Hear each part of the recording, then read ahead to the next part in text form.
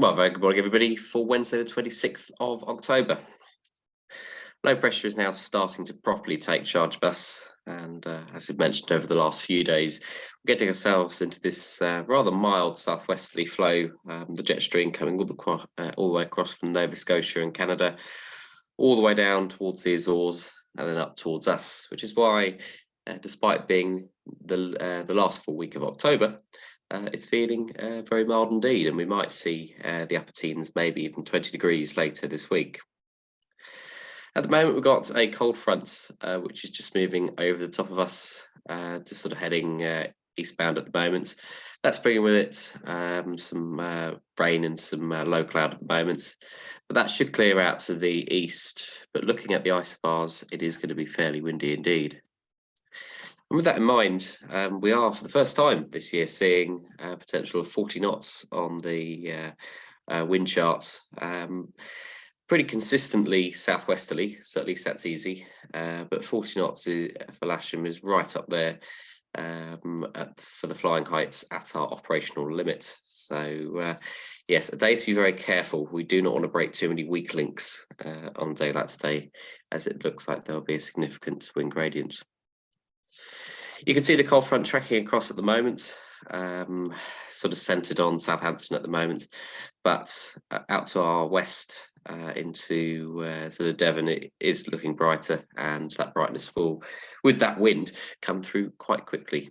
So aside from the weather that we've got at the moment, there's nothing that's significant. Looking at the public forecast then, this morning looking a bit damp and dreary.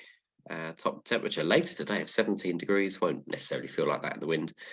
And a strong wind, this in knots, showing sort of 17 gusting 28, 20 gusting 30, very likely indeed.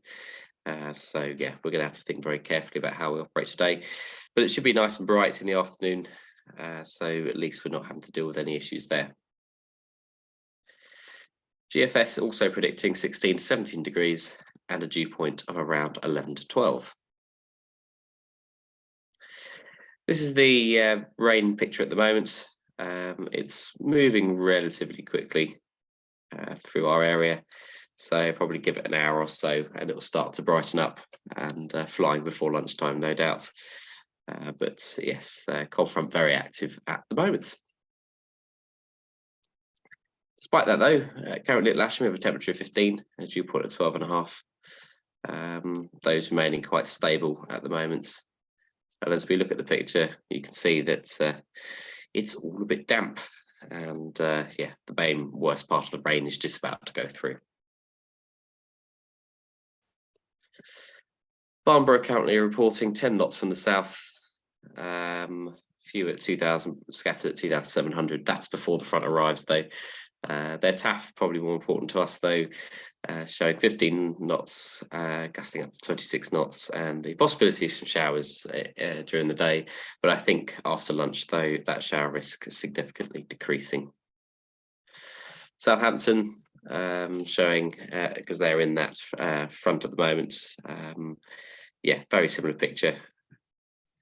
Broken at 1400 currently, but the TAF showing it brightening up later this afternoon once the showers are gone, but that wind remaining.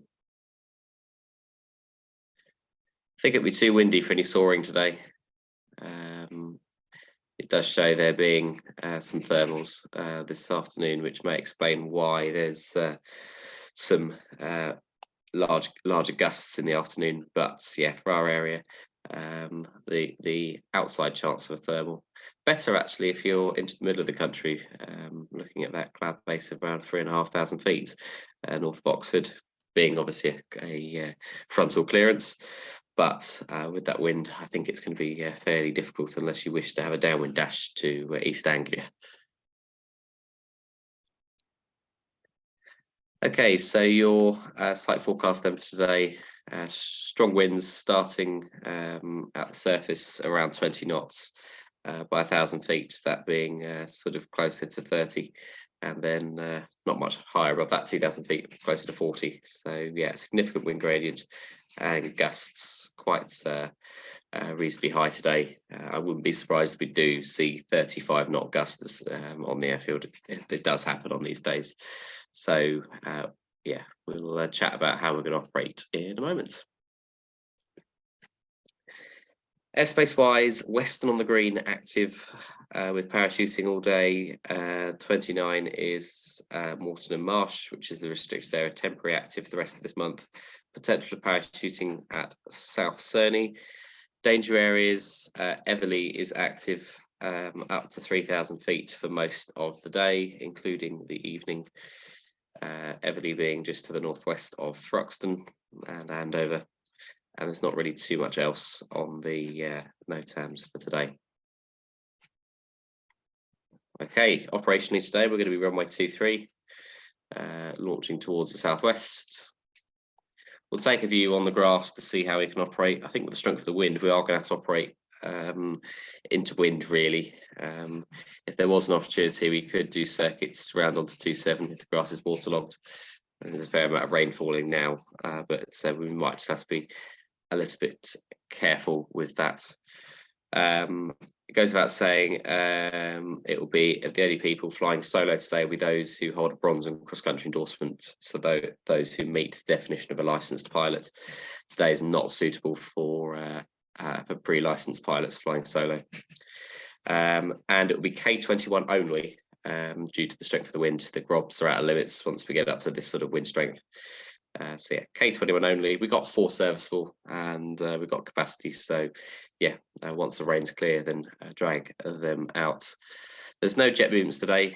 And my thought for today really is, first of all, on the launch, do not pull too hard back. You'll probably want to fly a more shallow angle on the winch launch, unless you want to start breaking weak links.